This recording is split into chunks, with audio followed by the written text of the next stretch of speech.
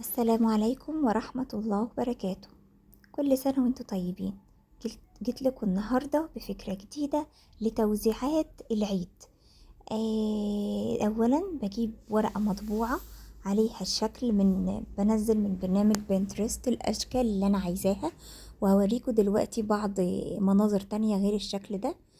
بجيب من طرف الورقة وقتني 1 سنتي زي ما شفتوا في الأول، وبعد كده بجيب 1 سنتي اللي أنا تانيته وبلزقه على طرف الورقة التاني زي ما انتوا شايفين.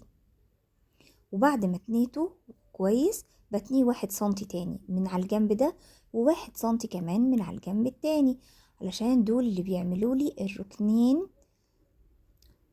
بتوع الفكرة بتاعتي النهاردة لتوزيعات العيد. وبعد كده الجزء اللي انا تنيته ده بدخل الجزء اللي فيه لجوه، يبقى هو اللي في السنتر، وبقفل الاتنين التانيين على بعض علشان يعملوا الركنين بتوع الشنطة. وباجي من تحت بتني حدود 2 سنتي، وبعد كده من على الأطراف أتني مثلثين يكونوا بطول التانية اللي أنا تنيتها ال2 سنتي الزاوية بتاعتهم. بس كده. بعد كده بدخل الجزئين دول كده وأقفل الشنطة بتاعتي. فكرة لذيذة جدا وبسيطة وشيك ودلوعة جدا.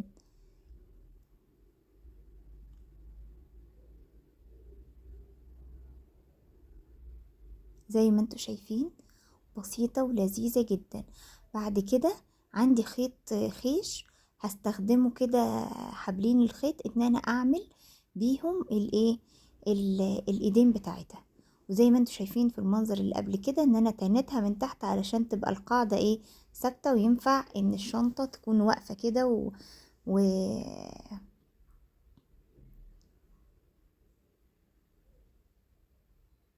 انتوا متخيلين جمالها ورقتها وطعمتها؟ شكلها حلو جدا جدا ومبهجة.